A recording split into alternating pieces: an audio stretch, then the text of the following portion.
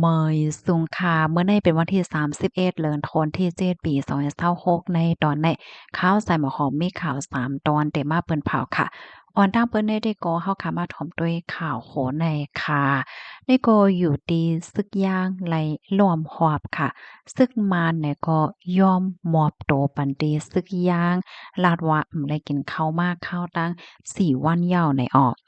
เมื่อวันที่30เดือนธันวาคมที่7ปี2026ในมีข่าวเงาออกมาว่าทรายงายเงาลายปางตึกวงกลางของสีซึกมานและตั้งซึกย่าง KTLA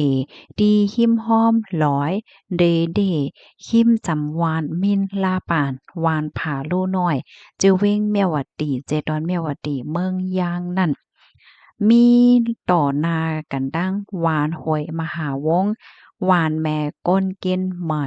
เอิ่งมหาวันจะเว้งแม่สวดเจตวนตากค่ะ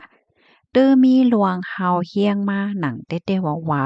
ตั้งฝ่ายของสีซึกมารเขานั่นค่ะเนาะก็เอาตั้งเอ็นแห้งซึกเอาตั้งเฮอมินปล่อยหมากใส่ตีลอยนั่นลอยอันในมีชื่อว่าเดเดเนี่ยเนาะอำนั้นก็ฮ้องว่าลอยสามผา ได้เลยว่าเป็นปื้นดีอยู่ของตะปังเศร้า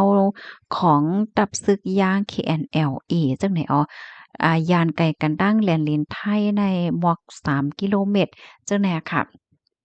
โฮมบ้าทั่งใจเคิงกองใหญ่กองลงจังไหนคะนะยื้อสายจังเนี่ยเปิดตาเตลึบล่ำให้ฝ่ายตั้งซึกย่างเขานั่นออกกว่าในปื้นตีหิมห้อมนั่นเฮ็ดจังไหนอ๋อเนาะ ก้วยกาวาในเปซัมวาเดเข้าใจปึกตึกว่าในเซต้า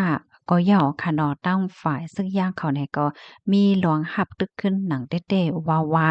เลอเซนนั่นเนี่ยก็เข้าใจจอยเทียมปันก้นซึกมานตีอันถุงยาล้อมหอบไว้อยู่ตั้งปอดตอนจะป่นมาข้าวตั้งหึงหลายมื้อหลายวันเหย้าหมากกองว่าหมากกองอันลงมาตีอันลองปึดตึกกันว่าซังว่าเฮ็ดจังได๋แหละ สำปอปั้นสำปอหลังลงไว้ตั้งปอตอนแล่นลิ้นให้ตั้งขึ้นตั้งวันเฮ็ดจั่งไหนคะอ้อกุ้ยกาว่าตั้งฝ่ายของสิซึ่งมันเขานั่นแต่ก็อ่ำจังยึดเอาปืนดีนั่นไลค่ะเป็นสำว่าได้คัดใจเป็นเต้เป็นว่าในเซตาก็ย่าวเฮ็ดให้อ้อนะ ข้าวย่ำสืบมากค่ะอันเป็นของสีซึกมานเขานั่นในก็ได้เลยว่าจึงเหือเข้าใจจอยเทียมอยู่ว่าในเสถาก็ก้นซึกเขานั่นปลายออกมาจู้ฝ่ายตั้งซึกย่างใน2ก่อค่ะเอากองมาป้ากองแน่3เล่าคา2ก้อนั่นลาดว่าถูกย่าเต็กมาเฮ็ดศึกถูกย่าห้องมาเฮ็ดศึก โรยดิมเต็มจ้อยนี่นั่นค่ะนะเผื่อว่าห้องมาเฮ็ดซึกเหี่ยวก็ย่าส่งเขานาซึกเฮ็ดไหนอ้อเฮ็ดไหนอันเขาก็รัดว่ามันอย่าเพิดนะจึงแหนมได้กินข้าวมาเป็น4วันเหย้าเฮ็ดไหนว่าได้เขาหมดตอนในคาลิเปมาที่ห้องการข่าวมติชนออกไว้ในอ้อเพราะว่าเฮาคามาด้วยสายงานเงาลายทางปะตอนแหลนเลนที่ในก็จำหนังที่เฮาคาถ่อมข่าวเงาติดตามจ้อมอยู่ตาเสในปางตึ้งในก็เป็นมาหึงยาวเนาะ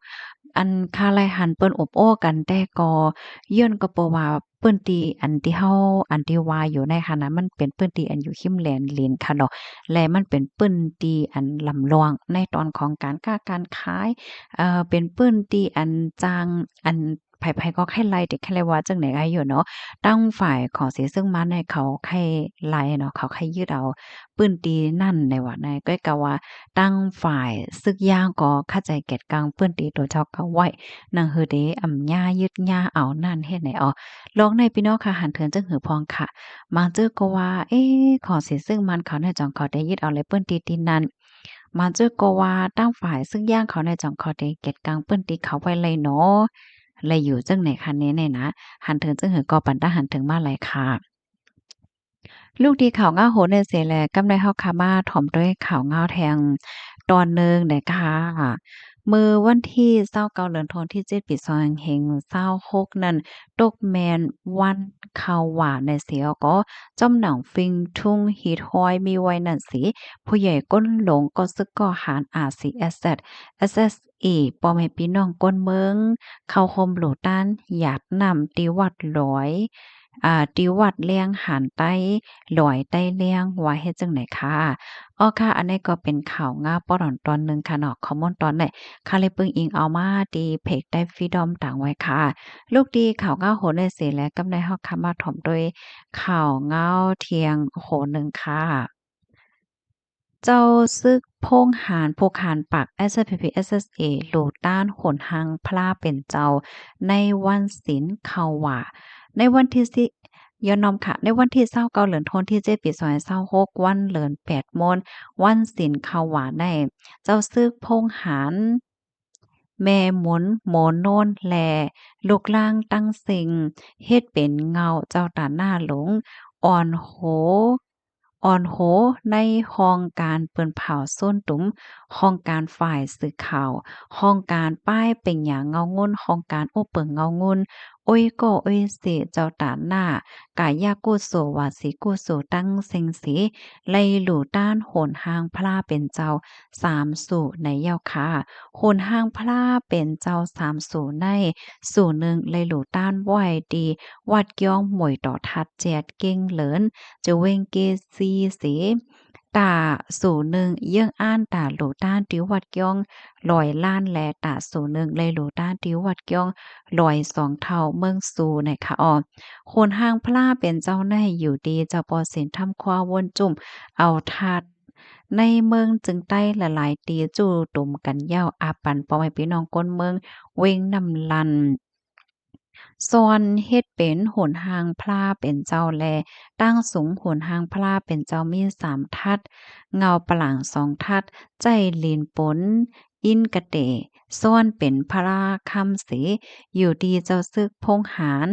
แม่หมุนโมโนนลุกล่างตั้งเซ็งจังไรเฮ็ดเป็นเจ้าตาหน้าหลงสืบปลุกเจาะโหลต้านไหวว่าจังไหนอ้อข้อมูลตอนใน เขาไหนก็ไล่เบิ่งอิงเอามาที่เพจ SPP Info ต่างไว้ว่าจังไหนค่ะเมื่อวันที่29เนี่ยก็เป็นวันเข้าหว่าค่ะเนาะก็ได้เลยว่าเป็นวันใหญ่วันหลงต้อนรับพี่น้องเจ้าพุทธะนะคะนะพี่น้องค่ะหมานซื้อก็กว่าวัดกว่าเกี้ยงหลู่ต้านเฮ็ดตั้งลิกูสู่และจังเนี่ยเนาะมังเจอก็เฮ็ดการอำไลลือการเฮ็ดจังไหนก็เต็มมีเนี่ยค่ะเนาะยินจงกูก็ที่รับถอมปันแห้งค่ะรับถอมเย้าอ่า ข้อไหลต้อนไหลที่ว่าแตกแรงเนี่ยก็ต้องถามมาไหลอำนั้นเนี่ยก็เพิ่มแถมข้อมูลมากก็ไหลเนี่ยค่ะยินหลีผมจมรับตอนอาหารถึงพี่น้องเฮาค่ะกูก็กูก้นค่ะเมยสูงค่ะ